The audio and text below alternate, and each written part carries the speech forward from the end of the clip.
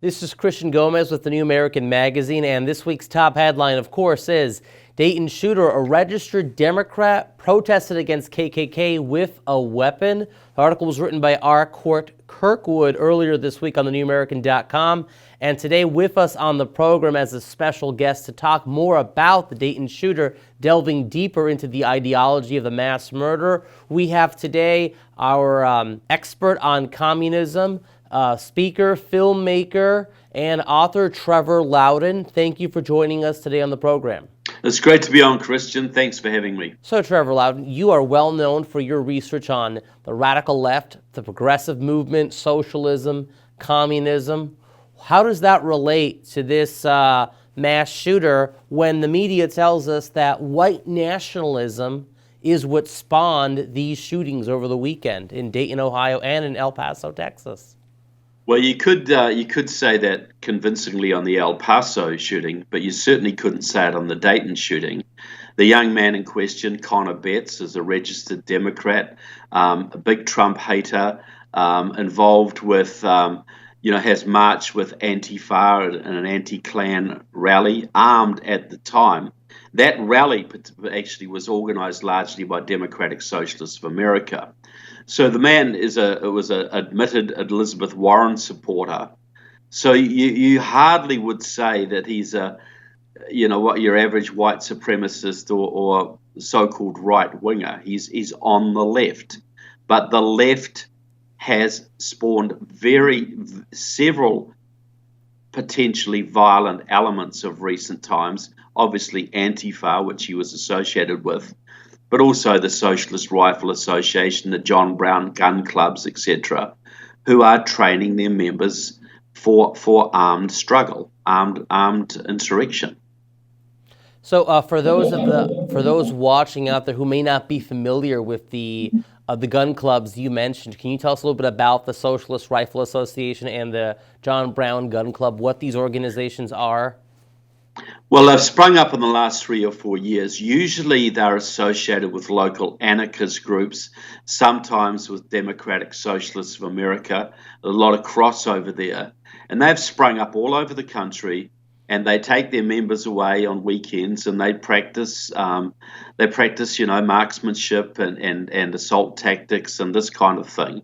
They call it a defensive thing because capitalism is going to come after them, and they need to defend themselves and fight back. But what they are is basically they are revolutionary troops. They are there to promote violent reactions when the time comes. And you see photographs of them online, and they're wearing bandanas and they're all masked up. They look very much like Antifa types, and I'm sure there's a big crossover with actual Antifa groups. So most Democrats support gun control measures. So this Dayton shooter, Conor Betts, isn't your average, Democrat per se, but he belongs to the radical fringe of the left of the left, so to speak. Yeah. And so you would say that this individual belongs to the violent Antifa wing that is now coming to take over the Democratic Party, basically at gunpoint, take it hostage with its socialist ideology? Well, Antifa is sort of the military wing of this movement, but the whole hard left is taking over the Democratic Party right now. Democratic Socialists of America are running multiple candidates, even against left-wing Democrats. The Communist Party USA is involved, the Freedom Road Socialist Organization. The whole left is working to move the Democratic Party into their camp, completely into their camp. And Antifa is just one element of this. The John Brown gun clubs are another element. They are working towards an unfolding revolution in America, and it has multiple facets. But the other thing they want to do is not so much that the left hates guns, it's the left hates us having guns. The left would be very happy point. to have... It's a very good distinction to make. Yeah. They love guns. They just want to have the monopoly on them. And then they'll be all okay with guns. You name one left-wing dictatorship around the world that wasn't bristling with firearms. That's exactly right. Every socialist dictatorship in history, communist, oppressive state, has been filled with weapons, except they've been held by the communist rulers and their troops and their soldiers, rather than the actual people who are defenseless at the oppression of such rulers. Now, with regards to this shooter, he killed 9 people, including his sister, critically wounded 27 individuals, including his best friend. What was his motivation for these shootings, from what you understand, Trevor? What led him to kill all these individuals? Look, I think he was mentally ill, and we know that he had a history of mental illness. His girlfriend, there's posts online of him and his girlfriend discussing their mental illnesses at times. So the fact that he would kill his own sister and his own best friend and targeted largely racial minorities shows, most of the victims were black, shows that I think he had a very twisted mentality. I think, what the hard left wants to do is create maximum chaos. And they would know that shootings like this polarize the country because the pro-gun people get more entrenched in the necessity of having guns for self-protection, and the left gets more fired up about removing guns. And this increases the polarization of society. So both of the shooters in the weekend were really working towards increasing polarization of America, one from one direction, one from the other. But the main goal is to create chaos and anarchy so that something may change about this country. So but the socialist revolution could spawn from the ashes of that chaos, right? Well, exactly. Like the Christchurch shooter, Brenton Tarrant, wrote in his manifesto, and he was a pro-Russian national Bolshevik, by the way. They believe, so to speak, a communist, a racially based communist, because what they're trying to do is have a white racial socialist state in the Northern Hemisphere.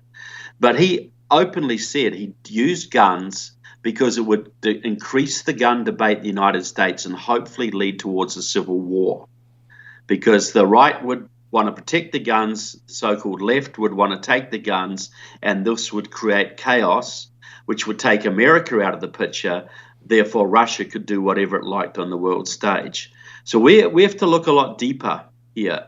When you had the Charlottesville chaos a couple of years ago, you had pro-Russian so-called right-wingers, white supremacists like David Duke and Richard Spencer, who are very pro-Putin, very pro-Russia, battling on the streets against pro-Russia members of the Workers' World Party and the Party of Socialism and Liberation. 2 Russian factions, pro-Russian factions, battling it out on the streets. And who got the blame for it? American conservatives and President Trump. So you have to, if you want to find out the real motivation of the hate and the white supremacist hate in the country, look to Russia, because that's where a lot of the philosophy is coming from.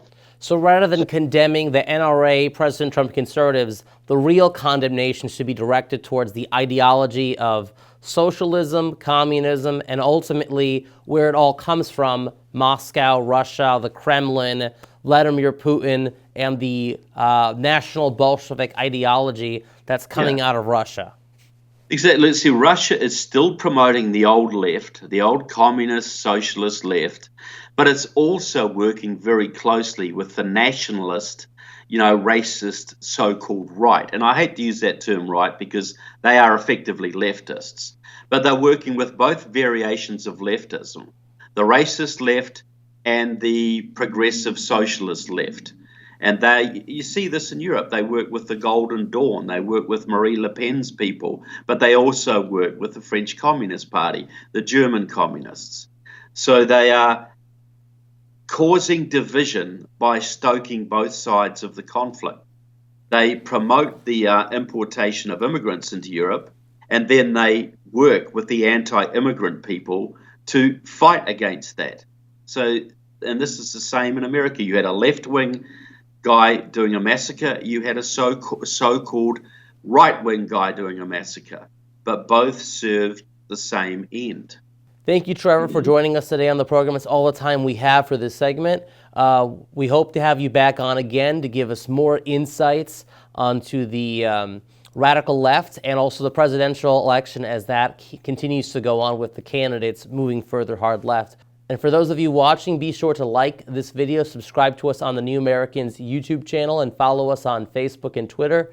Thank you and have a great day.